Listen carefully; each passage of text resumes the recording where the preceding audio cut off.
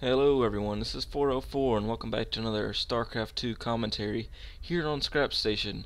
We do have kOre as your Zerg player at the top position at the 12 o'clock and HuK as your red Protoss player at the 3 o'clock. HuK, everybody should be pretty familiar with. He's a top tier Protoss player in North America. He's won a lot of tournaments. He won MLG Riley. kOre I'm not too familiar with, but this does appear to be a league match, so he should be pretty good.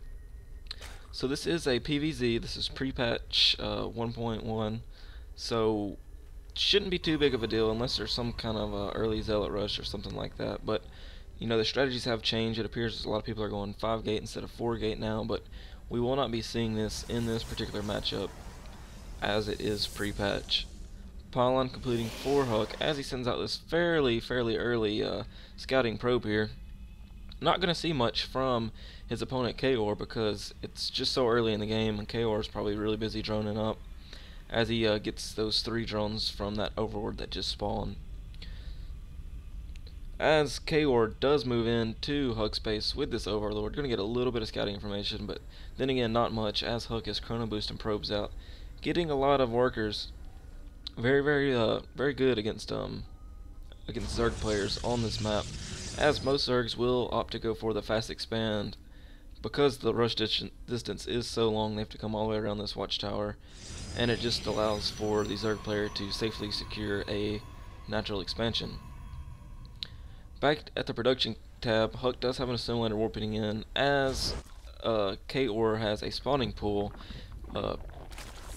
being whatever it's called transformed in. Sorry, I don't know what the name is, but HuK's been very annoying with this probe. He already has 1 drone down to about a little over half health, as he's just scouting around, not really seeing much again. Spawn and pull takes quite a bit of time to finish, so that will once that spawn and pull does pop, I expect kOre to get a couple of drones to get rid of that scouting probe so we can continue to tech. But back over here at HuK space, kOre is moving this overlord out of the way as the cybernetics core is about halfway to more warping in. HuK will probably opt to get a stalker so he can shoo away any other overlords that happen to be in the vicinity.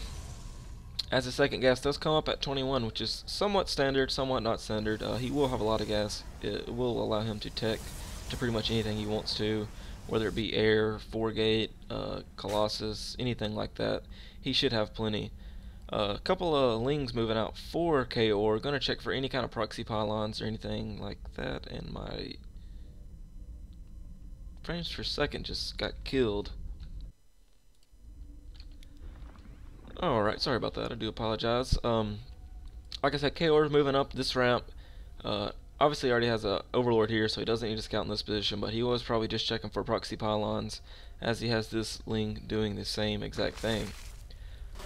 Back at the HuK space, he does have warp gates being chrono boosted on the this stalker here just pecking away at this overlord. I do believe the overlord will be able to escape pretty easily. Looking at the income tab, HuK 25 over 17. Jeez, he has been just droning like crazy. It's going to put him in a fairly dominant position if the Zerg player cannot catch up.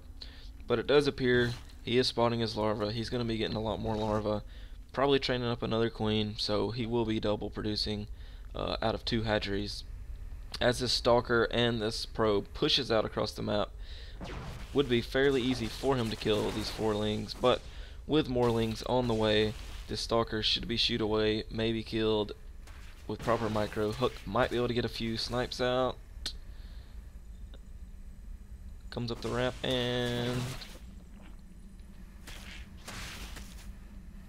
yeah, it doesn't look like he's going to get much done with that, just being a little bit annoying.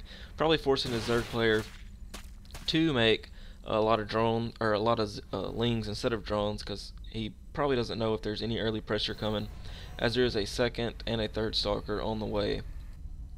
Going to activate the center Xel'Naga watchtower, and where is that one going? Okay, so he must have them rallied here or something like that. So he's going to regroup them all, doesn't look like he's going to apply any more early pressure, as that amount of lings would be hard to deal with without some kind of tank like a zealot or something like that. However, he is going to come back and attack these rocks and open up this very short rush distance, open up a plethora of options for each player. Actually, it can help and it can also hurt either player, as it just narrows that rush distance. It narrows the amount of time you have between attacks, and it does look like kOre is coming up with these lings. Is he going to scout this? Yes, it looks like... Well, it looks like HuK saw it. I don't know if kOre saw it.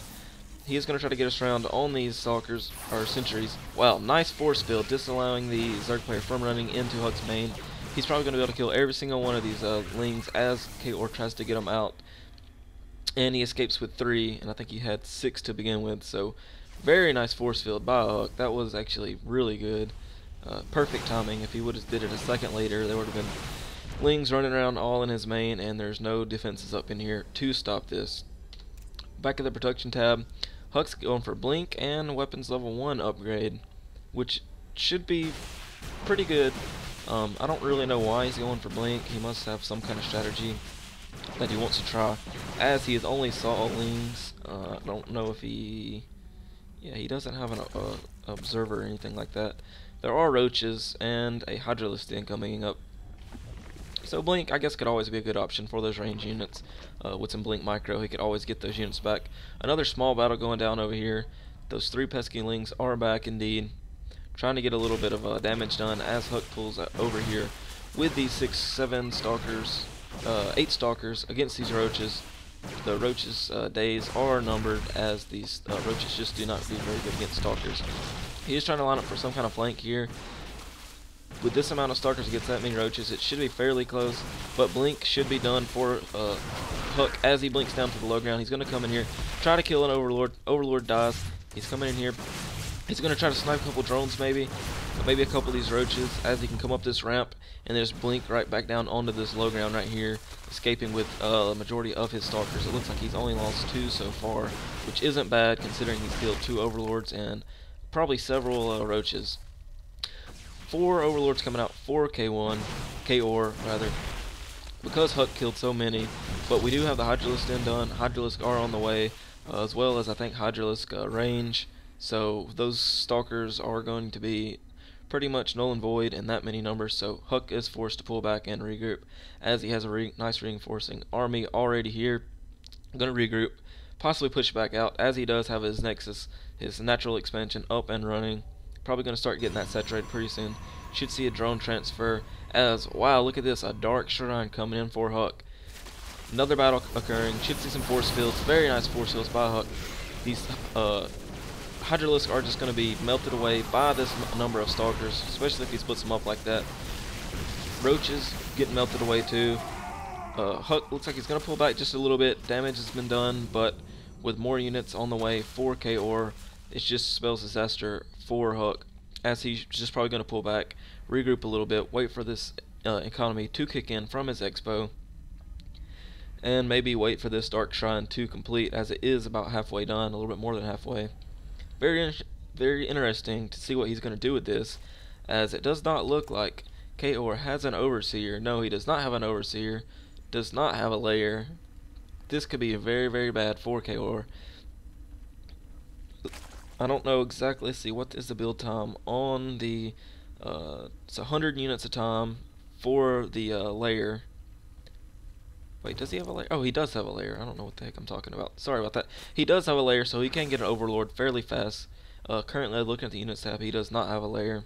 Looking at the army tab, fairly even right here. The Zerg player kOre does have a nice saturation on his drones, so that income is a little bit greater, as DTs do come in for HuK. No detection on the field for this. Pulling up the production tab, we should see, yes, 2 Overlords being morphed. HuK doing a very nice job splitting up these DTs, sending 1 to each base, as this huge battle goes down here at the front. HuK does split these this army up, Hydralisk in the back and roaches in the front, as he is going to sacrifice these Hydralisk. Where did he go? Oh, he blinked across the this little choke right here, is going to try to get as much damage as possible done. It does not look like he's going to get much damage done at all, though. But, however, these DTs are just doing a huge number of work on these drones. 10 kills for that one. Is there one still up here? No, but I'm sure if we look at the income tab, 44 over 27. They were fairly even. The Zerg player might have been even ahead a little bit, so the damage has been done. There are not that many drones left for kOre. He is going to try to push out with this army he has because he knows this is probably the last chance he has due to the fact he lost pretty much every one of his drones. Not everyone, but a lot of them. Alright, so we do have the army of kOre coming across the HuK right here. Going to snipe off this pylon so there can be no more reinforcements warped in.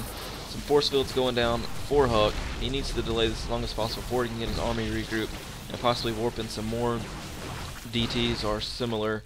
He did have an overseer somewhere, but it might have gotten sniped, as I do not see it. More reinforcing zealots coming in. 2 DTs going to come and try to get as much work done on this army as possible. Yeah, Overseer is gone, so these DTs should be able to do a pretty good bit of damage as HuK pulls away from his army as kOre pushes in. Another Overseer, or the Overseer is back. I don't know if it's another one. Nice split. He split that army up, killed the Overseer. These DTs, where are they at? They must have gotten killed. So it's going to force kOre to make more DTs as his army is still fairly big, but there is no Overseer, so these DTs can do just as much work as they want to. Looking at the production tab, no more Overseers in production, but I assume there is one on the way.